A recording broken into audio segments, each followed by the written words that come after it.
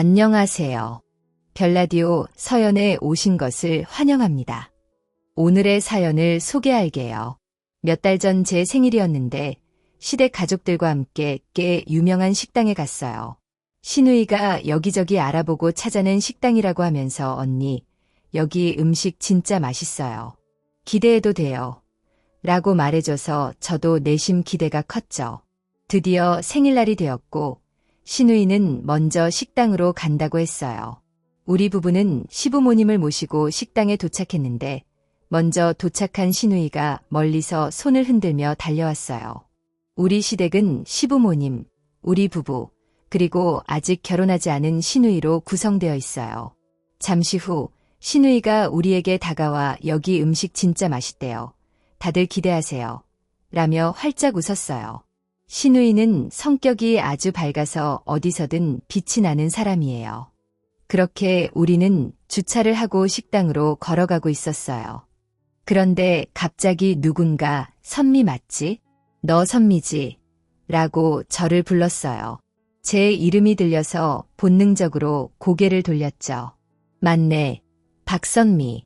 근데 너 얼굴 좋아졌다. 여자가 비웃으며 저를 쳐다봤어요. 저는 그 여자를 보며 저 그쪽과 할 말 없습니다. 라고 정색하며 지나가려고 했어요. 그런데 어머 얘 좀 봐. 내가 말하고 있는데 네가 그냥 지나쳐. 그 여자가 큰 소리로 말했어요. 저는 죄송한데요. 그쪽과 할 말 없으니까 비켜주세요.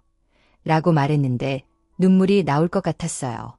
시간이 꽤 흘렀지만 그 사람들을 보자마자 머리가 아프고 구토가 나올 것 같았거든요. 그때 제 얼굴을 본 시어머님이 저기 누구신데 우리 며느리한테 함부로 하시는 거죠? 비켜주세요.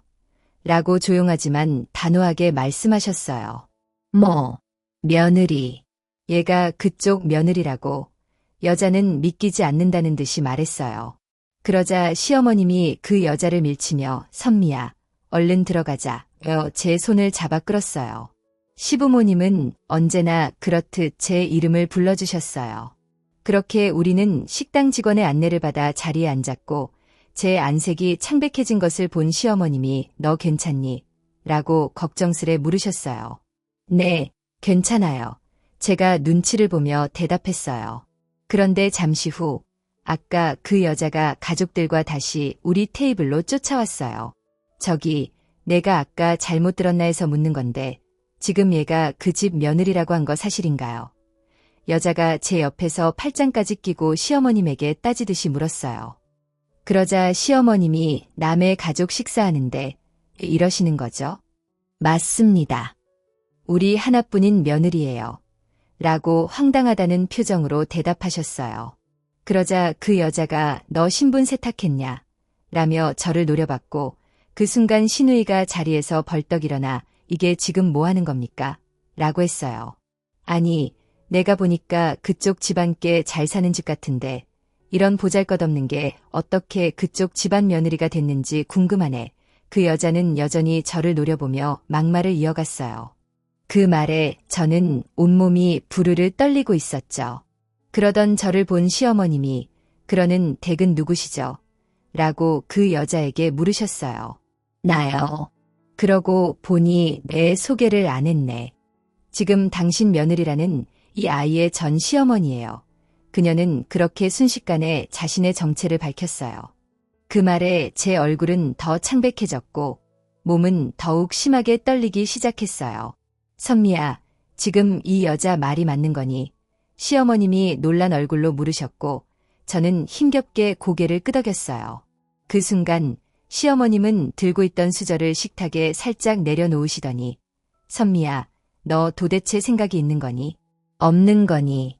이 사람이 내 예전 시어머니라고 라고 하시며 언성을 높였어요. 그 말에 저는 더 이상 참을 수 없어서 눈물이 뚝뚝 떨어졌어요. 그런 저를 보고 있던 그 여자가 역시 맞았네. 너 속이고 결혼했구나. 라며 신나서 떠들어대기 시작했어요. 그 여자의 말투와 표정은 예전과 하나도 변하지 않았죠.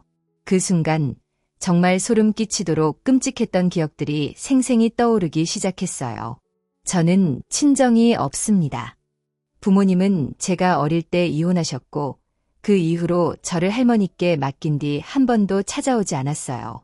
할머니는 저를 키우면서 엄마와 아빠가 각자 재혼해서 잘 살고 있다고 하셨어요. 저는 할머니 손에서 자랐지만 경제적으로는 조금 힘들었어요. 그래도 할머니는 정말 좋은 분이셔서 나름 바르게 잘 자랄 수 있었어요. 할머니는 제가 고등학교를 졸업할 때까지 잘 키워주셨고 졸업 후 얼마 지나지 않아 돌아가셨어요. 할머니가 돌아가시자 저는 완전히 무너져 버렸어요. 다니던 회사도 그만두고 하루 종일 집에만 틀어박혀 잠만 자며 무기력하게 시간을 보냈어요. 세상에서 유일하게 제 편이었던 할머니는 제게 그 무엇보다 소중한 분이었으니까요. 그러다 어느 날 친하게 지내던 친구가 찾아와서 선미야, 너 계속 이렇게 있으면 어떡하니? 돌아가신 할머니가 얼마나 슬퍼하시겠니? 이제 정신 차리고 살아야지 라며 저를 설득했어요. 친구는 저에게 너도 간호조무사 자격증을 따라. 아직 젊은데 이렇게 있을 순 없잖아. 지금 취업한다고 해도 공장이나 아르바이트밖에 없을 텐데 라며 계속 권유했어요. 그 말을 듣고 저는 근데 학원 다니려면 돈이 많이 들지 않아? 라고 걱정스럽게 물었어요. 친구는 그렇게 비싸지 않아. 너 그동안 모아둔 돈도 있잖아. 그리고 큰 금액도 아니니까 정 안 되면 내가 빌려줄게. 나중에 일하면서 갚으면 되잖아. 라고 저를 안심시켰어요.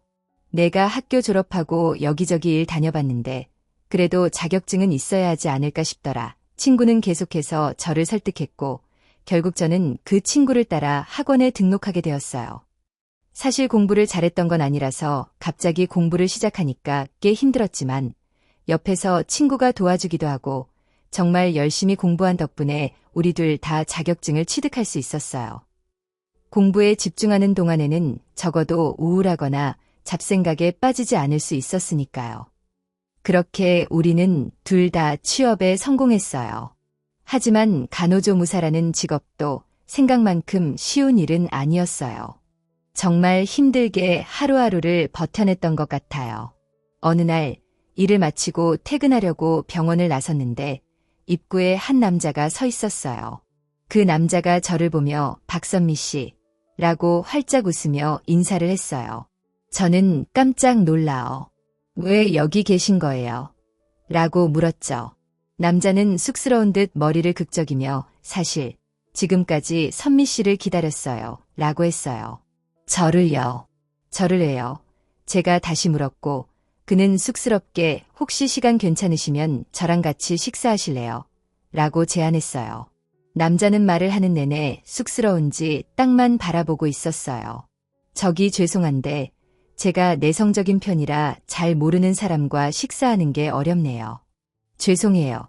저는 급히 그곳을 빠져나오려고 했어요.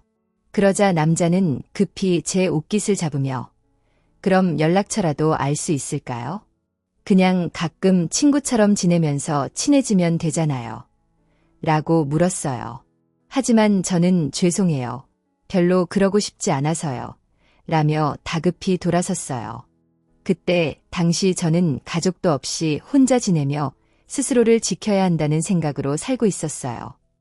그래서 친한 친구 외에는 다른 친구도 거의 없었고요. 부모님이 그렇게 떠난 뒤로는 누군가를 믿는다는 게 정말 어려웠거든요. 하지만 그 후에도 그 남자는 저와 친해지기 위해 계속 노력했어요.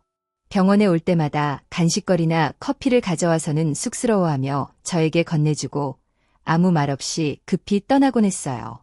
어느 날도 남자가 저에게 샌드위치와 커피를 건네주고는 그냥 가버렸는데 그런 모습을 본 병원 동료가 저 남자 선미 씨한테 관심 있나 봐 라며 물었어요. 저는 잘 모르겠어요. 거절해도 자꾸 뭘 갖다 줘서 저도 난처하네요. 라고 난감한 표정으로 대답했어요. 동료는 선미 씨, 혹시 저 남자가 어떤 사람인지 알아? 라고 물었고 저는 우리 병원에 의료기기 납품하는 회사 사장 아들 아니에요. 라며 대수롭지 않게 대답했어요. 그러자 동료는 아유, 그걸 알고도 그러고 있어? 얼른 잡아야지. 잡기만 하면 대박이잖아. 게다가 저 사람 집이 엄청 부자래. 회사가 아주 큰 건 아니어도 사장 아들이라는데도 티도 안 내고 병원 내에서도 평판이 아주 좋아 라고 했어요. 우리 병원에서 저 사람을 눈독 들이고 있는 여자들이 한둘이 아닌데 그 사람이 선미 씨한테 마음 있는 것 같다고 소문이 자자해. 그런데 혼자만 모르고 있더라. 동료는 그런 제가 그저 놀랍다는 표정이었어요. 네. 저한테요. 저는 믿기지 않는다는 듯 되물었죠. 그래, 다들 선미 씨를 질투하면서 뒤에서 수군대고 있는데 어쩜 그렇게 혼자만 모를 수가 있어. 동료의 말에 저는 어리둥절했어요. 하지만 그 후에도 저는 평소와 다를 바 없이 지냈어요. 그날도 퇴근하려고 병원을 나섰는데 병원 앞에 그 남자가 또 서 있었어요. 선미 씨, 제발 저랑 식사 한 번만 해요. 안 될까요? 이번엔 남자가 아주 간절한 표정으로 물었어요. 저도 궁금해서 그러는데 도대체 왜 저한테 이러시는 거예요? 제가 물었고 남자는 그걸 지금 몰라서 묻는 거예요. 선미 씨한테 관심 있으니까 그러는 거죠. 라고 답했어요. 그러니까요. 도대체 제가 어디가 좋아서 그러냐고요? 그리고 저 가족도 하나 없는 사람이에요. 제가 말을 덧붙였어요. 그러자 남자는 좋아하는데 그게 무슨 상관이에요? 저는 그냥 선미 씨 자체가 좋다고요. 라고 대답했어요. 그때 남자의 말은 진심 같았어요. 그렇게 우리는 함께 식사를 하게 되었고 남자는 제가 생각했던 것보다 훨씬 좋은 사람이었어요. 항상 외롭기만 하던 저를 잘 챙겨줬고 저도 처음으로 결혼을 하고 싶다는 생각을 하게 됐죠. 우리는 점점 더 가까워졌고 어느 날 남자친구가 선미야, 우리 결혼하자 라고 청혼했어요. 하지만 저는 오빠네 부모님이 나 좋아할까? 아무리 봐도 오빠 집안이랑 우리 집 상황이 너무 다른데 나 너무 걱정돼 라며 고민을 털어놨어요. 남자친구는 걱정 마. 우리 부모님은 내가 잘 설득할게 라고 큰소리쳤어요. 그때 저는 그 청혼을 뿌리쳐야 했는데 결국 후회만 남았어요. 맞아요. 그 남자가 제 전남편입니다. 얼마 후 전 남편 부모님께 인사를 드리러 갔는데 저를 보자마자 전 남편의 엄마는 부모님도 안 계시고 도대체 학교는 이라며 말끝을 흐렸고 결국 우리 결혼을 결사반대했어요. 전 남편의 엄마뿐만 아니라 시누이도 합세해 저를 많이 힘들게 했어요. 어느 날은 내가 얼마 주면 우리 아들이랑 헤어질래? 너 사실 우리 아들 돈 때문에 만나는 거잖니? 라며 책에 돈봉투를 내밀기도 했고 또 어느 날은 제가 일하는 병원까지 찾아와 몹쓸 말을 하고 가기도 했어요. 전 시어머니와 시누이 때문에 전 남편에게 헤어지자고 여러 번 통보했지만 그때마다 전 남편은 매달리면서 놓아주지 않았어요. 결국 저는 전 남편이 안쓰러워 다시 만나게 되었죠. 얼마 지나지 않아 전 남편 부모님도 결국 허락했지만 전 남편은 짐을 싸서 집을 나와버렸어요. 결국 자식 이기는 부모 없다고 우리는 그렇게 결혼했어요. 하지만 그 후에도 저의 시련은 계속되었어요. 전 시어머니는 결혼 후 대놓고 저를 몰아붙이기 시작했죠. 감히 니까짓 게 우리 아들이랑 결혼을 해? 내가 알아둔 자리가 있었는데 너 때문에 다 망했어. 꼴도 보기 싫다라는 말은 아무것도 아니었어요. 전 시어머니는 너네 혼인신고는 한참 나중에 하거라. 요즘 세상이 좀 그렇지 않니? 라며 혼인신고조차 못하게 막았어요. 남편도 네가 잘해서 엄마가 너 좋아하게 되면 그때 혼인신고하자. 그럼 더 좋지 않겠어? 라며 제게 혼인신고를 밀었어요. 지금 생각해보면 나중에 재산 문제부터 시작해 복잡해지지 않도록 처음부터 작정을 했던 것 같아요. 게다가 굳이 우리와 같이 살겠다고 우겨서 결국 합가를 하게 됐는데 그때부터는 정말 아침부터 저녁까지 저를 부려먹었어요. 하지만 저는 저만 열심히 노력하면 가족들 마음에 들 수 있을 것이라고 굳게 믿고 정말 최선을 다했어요. 한번 버림받은 사람은 다시 버림받지 않으려고 본능적으로 발버둥 친다고 하죠. 아마 저도 그랬던 것 같아요. 그래서 바보같이 시댁에서 몸이 상하는 줄도 모르고 종일 일만 했어요. 심지어 매일 오던 가사 도우미 아줌마까지 오지 말라고 하면서 그 모든 일을 저에게 시켰어요. 처음에는 전 남편이 제 편을 들었지만 나중에는 전 시어머니와 저 사이에서 너무 힘들다며 집에도 잘 들어오지 않았고 계속 밖으로만 돌았어요. 결국 저는 두 손 두 발 다 들고 그 집을 나와버렸어요. 그때쯤에는 남편도 그런 저를 그냥 보고만 있었어요. 미안하다고는 안 할게. 나도 정말 최선을 다했는데 안 되는 걸 어쩌겠냐 라는 말만 남겼을 뿐이었죠. 그렇게 집을 나가는 저를 보며 전 시어머니는 이게 말이다. 사람이 웬만큼은 맞아야 살 수 있는 거 아니겠니? 그러니까 너도 네 수준에 딱 맞는 사람 만나서 잘 살 거라. 제 얼굴에 돈봉투를 던졌어요. 저는 그 돈봉투를 쳐다보지도 않고 그 집을 나왔어요. 돈봉투를 두고 가는 저를 보며 시어머니는 꼴에 자존심은 있어가지고 네가 안 가져가면 우리는 좋지. 마음대로 하거라 라며 저를 비웃었어요. 그렇게 저는 제 친구를 찾아갔는데 제 모습을 본 친구가 선미야. 너 꼴이 이게 뭐야. 난 네가 부잣집에 시집가서 잘 사는 줄 알고 연락도 못하고 있었는데 도대체 이 꼴이 뭐야. 라며 저를 끌어안고 통곡했어요. 그렇게 친구와 제가 끌어안고 얼마나 울었는지 모릅니다. 순간 제가 정신을 잃었던 것 같아요. 잠시 후 눈을 떠보니 병원에 있더라고요. 진찰했던 의사가 젊은 분이 어떻게 몸을 이렇게 만들었어요. 요즘 세상에 영양실조라니 말이 됩니까? 라며 놀라워했어요. 그렇게 저는 다시 홀로 서기를 준비했고 아주 독한 마음으로 하루하루를 버텼어요. 물론 힘들 때마다 제 친구가 항상 옆에서 저를 챙겨줬죠. 사람의 마음이란 참 대단한 것이 시간이 지나니까 서서히 상처가 아물기 시작했고 저는 다시 예전처럼 일을 하며 지냈어요. 그러다 어느 병원에서 일을 하던 중에 어떤 남자가 입원했는데 그 남자가 저에게 호감을 느꼈는지 계속 따라다녔어요. 하지만 그때쯤 저는 남자라면 아주 지긋지긋했어요. 거기다가 비록 혼인 신고는 하지 않았지만 저는 이미 한 번 이혼 경력도 있었고 그 남자는 초혼이었거든요. 그랬기에 더욱 매몰차게 남자를 밀어냈어요. 하지만 남자는 정말 대단했는데요. 제가 아무리 밀어내도 변함없이 제 옆을 지켰어요. 그렇게 1년 넘게 저를 따라다녔던 남자에게 이제 그만 좀 하세요. 저는 이미 이혼도 해서 그쪽 부모님이 엄청 반대할 거예요. 그리고 제가 전에 당한 게 많아서 저는 앞으로도 결혼 생각이 없어요라고 싸늘한 표정으로 말을 했지만 저는 선미 씨 아니면 안 됩니다.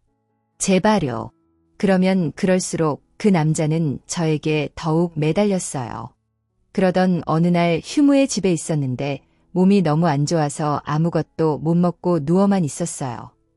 그래서 제 친구에게 미안한데 나 몸이 너무 안 좋아서 그러는데 이따가 약 좀 사다 줄 수 있어 전화를 했는데 잠시 후에 초인종이 울렸고 그 남자가 약봉투와 죽을 집 앞에 두고 갔더라고요. 알고 보니 제 친구와 그 남자가 서로 연락을 하고 있었고 제 친구가 보기에 남자가 괜찮아 보였던지 저와 연결해주기 위해 노력을 했다고 하네요. 그리고 그때부터였던 것 같아요. 제 마음이 조금씩 움직이기 시작했던 것이 말이죠. 그 뒤 우리는 자연스레 연인 사이가 되었고 우리가 사귄 지 얼마나 되었을까요? 남자가 저에게 청혼했어요. 그런 남자를 보며 당신 부모님이 저를 받아주지 않을 거예요라고 말을 했지만 난 선미 씨 아니면 절대 결혼 안 해요.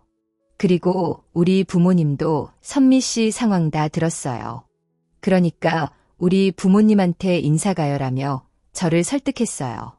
하지만 저는 선뜻 용기가 나지 않았고 계속 거절하고 있었는데요. 어느 날 같이 식사를 하자며 저를 데리고 식당으로 갔는데 그곳에 그 사람의 부모님과 여동생이 있었어요. 그 모습에 제가 기겁을 하며 안절부절 못한 채 어쩔 줄을 몰라 하고 있었는데요. 앉아요. 그 사람 어머니가 조용히 말을 했고 제가 엉거주춤 자리에 앉았는데 뭘 좋아할지 몰라서 우리가 알아서 시켰는데 괜찮을까요? 그 사람 어머니가 다시 제게 물었어요. 그 말에 제가 기어들어가는 목소리로 말을 했는데 너무나 긴장을 했던지 목소리도 잘 나오지 않았어요. 잠시 후 음식이 나왔고 자 먹죠. 이번에는 그 사람의 아버지가 말을 했어요. 하지만 저는 선뜻 음식을 먹을 수가 없었는데요. 전에 한 번 호되게 당했던지라 두 번 다시 그런 일을 겪고 싶지 않았어요. 그래서 정말 힘겹게 제가 입을 열었어요. 저기 죄송한데요. 정우 씨가 뭔가 착각을 한 것 같습니다. 저는 정우 씨랑 결혼 생각이 없으니 너무 걱정하지 마십시오. 잔뜩 긴장을 하고 있던지라 어떠한 말을 했는지도 잘 기억이 안 나긴 하는데 대충 그렇게 말을 한 것 같아요. 그런데 그런 제 말을 듣던 그 사람의 어머니가 왜 그런 말을 하는 거죠? 아가씨는 우리 아들을 사랑하지 않는다는 말인가요? 그럼 우리 아들 혼자 결혼하겠다고 이 난리란 말인가요? 아니, 저는 그게 아니라 정읍 씨에 비해 제가 너무 많이 부족하니까 부모님께서도 아무래도 걱정하실까봐 그래서라고 말을 하던 중에 제가 그만 눈물을 쏟고 말았어요. 전에 겪었던 일을 모두 잊었다고 생각하고 있었는데 그때의 일들이 갑자기 생각나면서 폭풍 눈물이 나왔어요. 그렇게 눈물을 흘리던 제 모습을 보며 그 사람의 여동생이 조용히 제 손을 잡아주며 괜찮아요. 우리 오빠도 어디 하나 잘난 게 없어서요. 제가 보기에 언니가 우리 오빠를 너무 과대평가한 것 같은데요. 라고 웃었어요. 그리고 그 사람의 어머니도 그래, 우리 딸 말이 맞는 것 같네. 사실 우리 아들이지만 부족한 게 많아요라며 저에게 젓가락을 들려주며 자 먹어요. 우리 가족은 맛있는 음식 엄청 좋아해서 앞으로 엄청 먹으러 다닐 건데 괜찮겠어요. 그 사람의 어머니가 다시 활짝 웃었어요. 제게 그렇게 따뜻하게 대해주신 분들이 지금의 우리 시부모님과 시누입니다. 제 생각과는 다르게 저에게 정말 잘해주셨는데요. 어느 날은 저를 집으로 초대해 주셨는데 저는 시댁을 방문하고 정말 많이 놀랐습니다. 그동안 남편이 그런 내색을 하지 않았기에 저는 전혀 몰랐는데요. 시댁은 제가 생각했던 것보다 훨씬 잘 사는 것 같았어요. 전 남편 집에 처음 갔을 때도 눈이 휘둥그레졌었는데 그 집하고는 비교가 되지 않을 정도로 부자였어요. 그래서 저는 더욱 이해가 되지 않았어요. 이렇게 부잣집에서 저 같은 이혼녀 며느리를 허락한 것이 도무지 이해가 되질 않았어요. 하지만 그런 생각을 했다는 것이 창피할 정도로 시댁 가족들은 정말 좋은 분들이었고 우리는 정말 행복하게 결혼을 했어요. 그리고 저는 꿈인지 생시인지 모를 정도로 하루하루가 정말 행복했는데요. 그때 처음 저에게도 진짜 가족이 생겼다는 생각이 들 정도였어요. 그런 저를 보며 친구가 거봐 내가 사람 보는 눈이 있었다니까. 이 남편 정말 괜찮아 보였어. 정말 다행이다. 내가 행복해져서 정말 다행이야라며 축하해 줄 정도였어요. 그렇게 정말 행복한 시간이었는데 하필 제 생일날 음식점에서 기억하기도 싫었던 전 남편 가족들을 만났던 거였어요. 순간 아팠던 기억이 다시 떠올랐고 저는 사시나무 떨듯이 온몸을 떨고 있었어요. 그렇게 떨고 있던 저를 보며 우리 시어머님이 너는 생각이 있는 거니 없는 거니 어쩌면 이런 격 떨어지는 천박한 집구석과 결혼을 했던 거니 라며 물을 한 잔 마셨어요. 그런 우리 시어머님의 말에 격이 떨어져 당신들 우리 남편이 누군 줄 알아. 전 시어머니가 가방에서 명함을 한 장 꺼내더니 우리 시어머님에게 던졌고 바닥에 떨어진 명함을 슬쩍 본 우리 시어머님이 땡땡사 이런 회사도 있었나 요즘은 개나 소나 다 사장이래라며 더 큰 소리로 비웃었어요. 뭐 당신 지금 뭐라고 했어?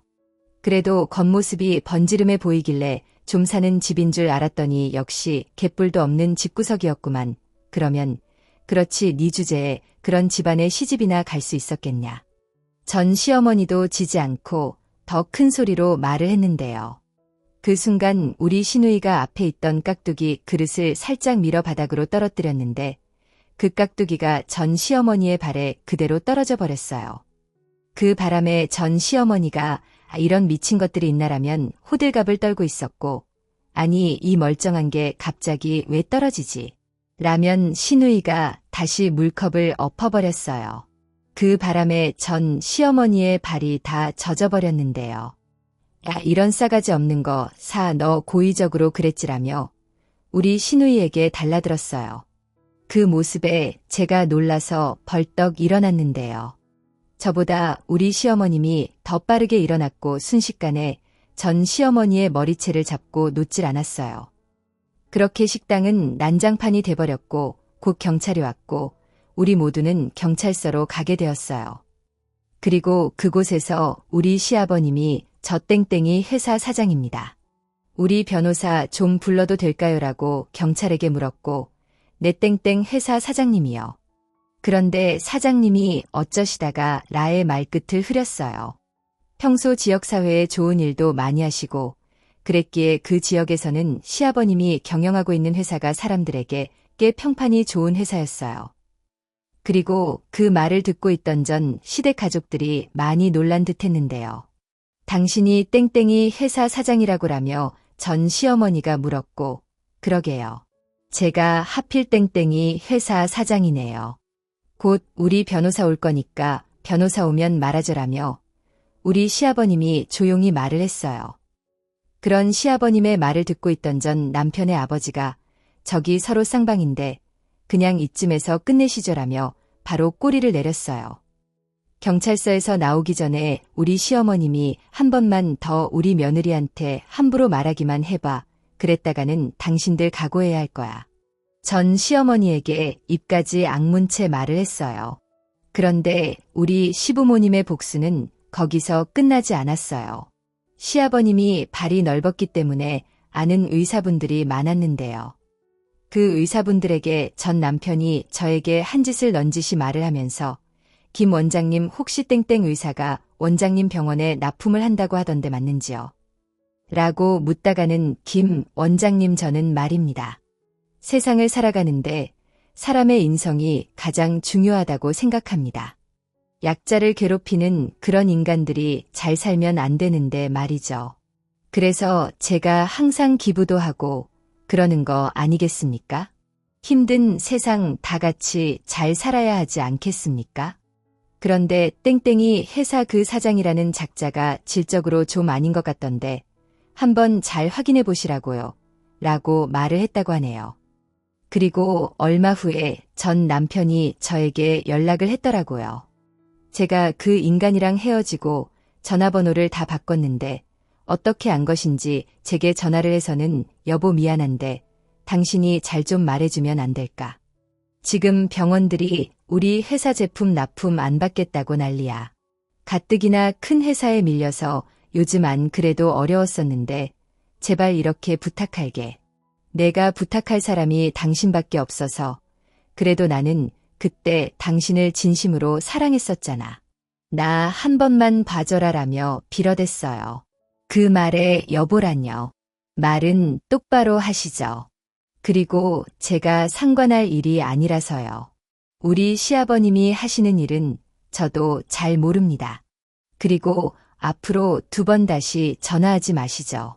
한 번만 더 전화하면 우리 시부모님에게 다 말할 거니까 그럴수록 당신네 회사 더 힘들어지는 거 알죠? 라며 제가 전화를 끊어버렸어요. 그 뒤 전 시댁회사가 어려워지고 있다는 소식을 들었는데요. 사실 저는 꽂히다는 생각만 들었어요. 그러다 어느 날 우리 가족이 다 함께 식사를 하던 중에 어머님, 아버님 제가 이런 거 물어보면 안 되는 거 알고 있는데요. 그래도 너무 궁금해서요. 라면 시부모님을 바라봤어요. 뭔데 뜸을 들여 괜찮으니 말해보렴. 시어머님이 물었고 그때 제가 처음 인사드리던 날 말이에요. 저 왜 허락해 주신 거예요? 솔직히 저 같은 며느리 탐탁지 않았을 것 같아서요. 제가 어렵게 입을 열었어요. 그 말에 사실 너를 만나기 전까지는 나도 참 많이 반대했다. 물론 우리가 사회에 좋은 일도 많이 하고 나름 부끄럽지 않게 살았다고 항상 생각하고 있었는데 말이다. 이게 내 자식이리다 생각하니 나도 이기적이 되더구나라고 말을 하던 시어머님이 잠시 멈추고는 저를 빤히 바라봤는데요. 잠시 후에 시어머님이 조용히 다시 입을 열었는데 우리가 너를 처음 만났을 때 말이다. 내가 온몸을 사시나무 떨듯이 덜덜 떨고 있더구나. 그리고 네 눈이 말이다. 세상의 모든 두려움을 다 담고 있는 것 같더구나. 우리가 뭐라고 말한 것도 아닌데 그렇게 덜덜 떠는 내 모습을 보며 내 가슴이 아려왔어. 평소에 사람들 앞에서 그렇게 바른 사람인 척하던 내가 말이야. 색안경을 끼고 널 바라보고 있더구나. 그 순간 내가 너무 창피해서 얼굴을 들 수가 없더구나. 너한테 미안했다. 네가 어떤 아이인 줄도 모르고 내가 한번 이혼했다는 소리만 듣고 그냥 널 반대하고 있었거든.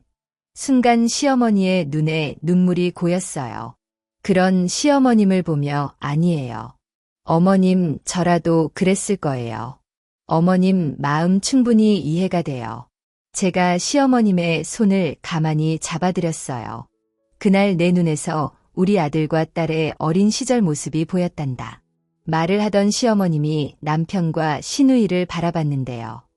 그런 시어머님을 보던 남편이 자기야 굳이 말할 필요가 없어서 그동안 말 안 했었는데 사실 우리 부모님께서 나랑 내 동생을 입양하신 거야라고 말을 했는데 그 말을 듣고 너무나 놀란 나머지 제가 어떤 표정을 지어야 하는지 모르겠더라고요.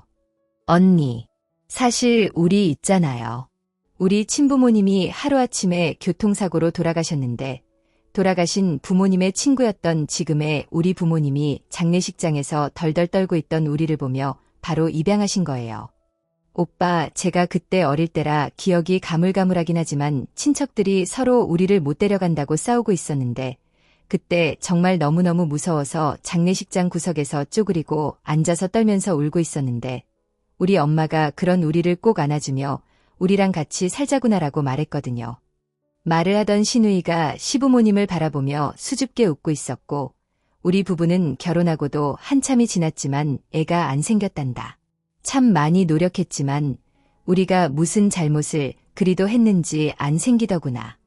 그런데 그날 장례식장에서 우리 아들하고 딸이 덜덜 떨고 있는 걸 보는데 우리가 이 아이들의 부모가 되어주면 어떨까 하는 생각을 하게 되었고 그런 내 말에 내 시아버지도 별 고민도 안 하고 바로 그렇게 하자고 하더구나. 그리고 우리는 그렇게 가족이 되었단다. 시어머님이 살짝 미소 지으며 남편과 시누를 바라봤어요. 사춘기 때 우리 오빠가 조금 방황한 것 빼고는 우린 참 좋았어. 시누이가 남편을 보며 장난스레 말을 했고 그때야 내가 철이 없어서 그랬지. 그치만 나 진짜 빨리 정신 차렸잖아. 남편이 수줍게 웃으며 말을 했어요. 그리고 시어머님이 저를 다시 보며 그런데 그날 내가 우리 앞에서 어찌나 덜덜 떨던지 우리 딸 어린 시절 모습이 떠오르기도 하고 내 마음이 참 안 좋았는데 널 만나고 돌아오던 길에 우리 딸이 엄마 아빠 좋은 사람들이잖아. 그러니까 그냥 언니의 본 모습만 봐주면 안 돼. 그날 엄마 아빠가 그냥 아무 말 없이 오빠가 나를 안아주던 그때처럼 말이야. 엄마도 봤잖아. 그 언니 몸을 계속 덜덜 떨고 있었어. 엄마 아빠가 따뜻하게 품어주면 좋을 것 같은데 어려울까라고 말을 하더구나. 그 말을 듣고 우리 스스로 많이 반성했다. 우리 딸 말이 맞더구나. 그 뒤 네 조건 말고 그냥 너만 바라보니 너는 참 좋은 아이더구나. 그래서 우리가 기쁘게 허락했던 거야. 처음에 너에 대해 오해했던 부분은 미안했다라고 시어머님이 미안한 듯이 말을 했어요. 그 말에 제가 그 자리에서 다시 눈물을 쏟았는데요. 그리고 앞으로는 우리가 내 부모니까 어디 가서 기죽지 말고 혹여나 널 힘들게 했던 그 사람들을 다시 만나더라도 그때처럼 그렇게 주눅들지 말 거라 알겠니? 당당해지란 말이야. 시어머님이 단호한 표정으로 말을 했어요. 그런 시부모님을 바라보는데 문득 비록 부모복은 없었지만 이렇게 좋은 가족들이 생겼다는 것에 그저 감사할 따름이었어요. 우리 가족 항상 사랑하고 또 사랑합니다. 지금처럼만 서로 아끼면서 행복하게 살아요. 우리 가족 사랑합니다. 오늘의 사연은 여기까지였습니다. 즐겁게 보셨다면 구독, 좋아요 부탁드립니다. 고맙습니다.